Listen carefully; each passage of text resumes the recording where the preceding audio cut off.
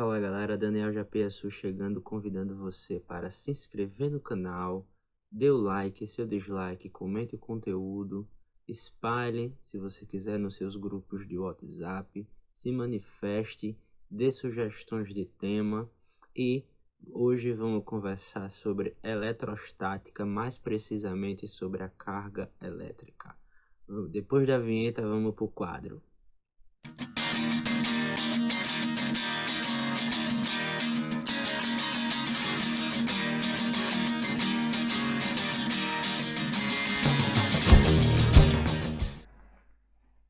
Bom galera, carga elétrica. O que é a carga elétrica?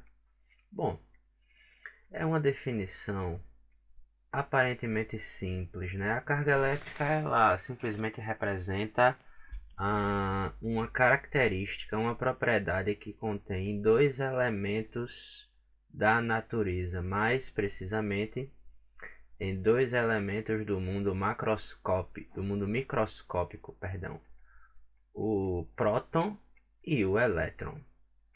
O elétron ele é caracterizado como uma carga elétrica negativa, ele possui uma carga elétrica negativa, e o próton ele possui uma carga elétrica positiva. De onde é que sai essa história da carga elétrica? Bom, existem alguns experimentos que a gente pode fazer. Por exemplo, se você pega um canudinho, desenhar aqui o canudinho para gente. A gente pega um canudinho ou uma caneta, por exemplo, esfrega no cabelo, ou esfrega na camiseta, ou esfrega em alguma coisa. Essa caneta ou esse canudinho adquire uma propriedade muito interessante. Essa caneta ou esse canudinho, ela vai adquirir uma propriedade capaz de atrair pedacinhos de papel. Isso aqui em azul são pequenos pedacinhos de papel. Desculpa a redundância, mas é como a gente entende. São pedacinhos de papel. E essa caneta, ela adquiriu esta propriedade. De onde é que veio esta propriedade? Aparentemente, quando a gente esfrega a caneta na nossa camiseta ou no nosso cabelo, nada acontece macroscopicamente. Mas microscopicamente acontece uma troca, uma passagem de elétrons entre a camiseta e a caneta. Quando a caneta ela faz isso, ela adquire uma propriedade chamada de, deixa eu corrigir, chamada de carga elétrica. Ela fica eletrizada. É o que acontece com a caneta quando a gente esfrega ela na camiseta. Agora, de onde é que nasce essa ideia da atração e da repulsão? Bom, na verdade da atração, né? Que é o seguinte: se a caneta ela adquire alguma coisa capaz de atrair o papelzinho, é porque caneta e papel possuem alguma propriedade, uma contrária à outra.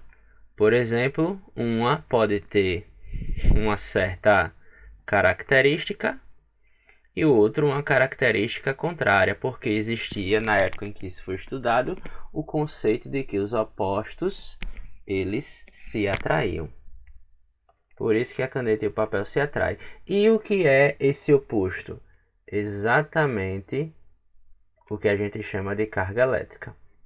Carga elétrica com sinais opostos ocorre a atração. Carga elétrica com sinais opostos ocorre a atração. Você tem uma carga positiva próxima de uma carga negativa. Consequentemente, já devemos imaginar que se por acaso a gente tiver cargas de sinais iguais, a gente vai ter a repulsão. Duas cargas positivas, por exemplo, ou duas cargas negativas. Ocorre a repulsão.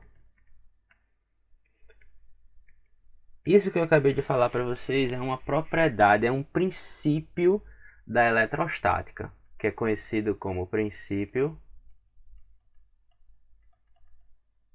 da atração e repulsão das cargas. Princípio da atração e repulsão das cargas elétricas. Muito simples, não é isso? Muito simples. Um outro princípio que a gente pode encontrar é o princípio da quantização da carga. Quantização da carga, basicamente, é que a gente vai entregar uma quantidade de carga. Mas esse termo quantização, ele é um pouco mais específico.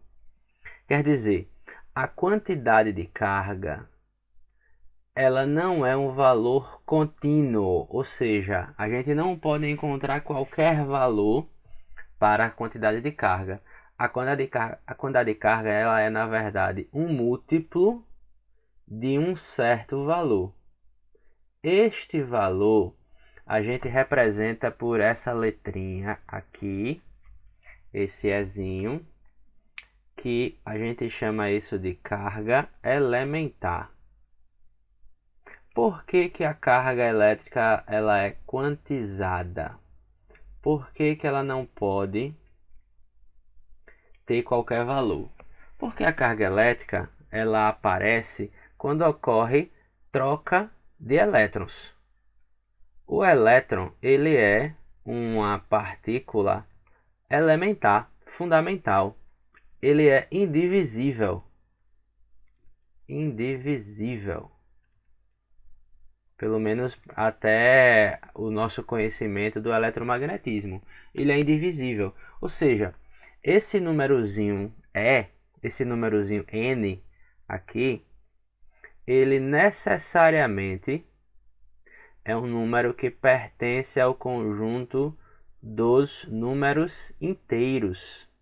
Ele é um número inteiro, ele pode ser -2, -1, 0, 1, 2 e por aí vai.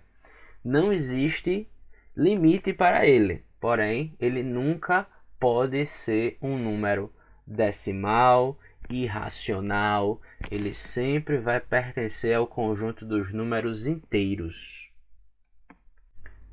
Sabendo disso, vou até reescrever a formulinha aqui, ainda colocando aqui um mais ou menos, porque a carga elétrica ela pode ser positiva ou negativa. Vamos discutir quando é que a carga elétrica ela é positiva. A carga elétrica é positiva quando o corpo perde elétrons. A carga elétrica ela é negativa quando o corpo ganha elétrons. E por que que quando ele perde elétrons adquire carga positiva? É porque a gente precisa lembrar que o elétron ele é o portador negativo de carga. O elétron, mais uma vez, ele é o portador de carga negativa. Se ele ganha elétrons, ele ganhou carga negativa. Se ele perdeu elétrons, ele fica positivo porque ele perdeu carga negativa. Por isso que ele fica positivo. Você perde algo negativo, fica positivo. E algo muito importante, qual é o valor desta carga elétrica fundamental? Aí é um número que muita gente não gosta. É 1,6 vezes 10 elevado a -19. E a unidade da carga elétrica é o C de Coulomb. É assim que a gente fala. Por quê? Porque Charles Coulomb foi o camarada que conseguiu estabelecer quanto que era o valor da carga elétrica fundamental. Coulomb. Esse é o camarada.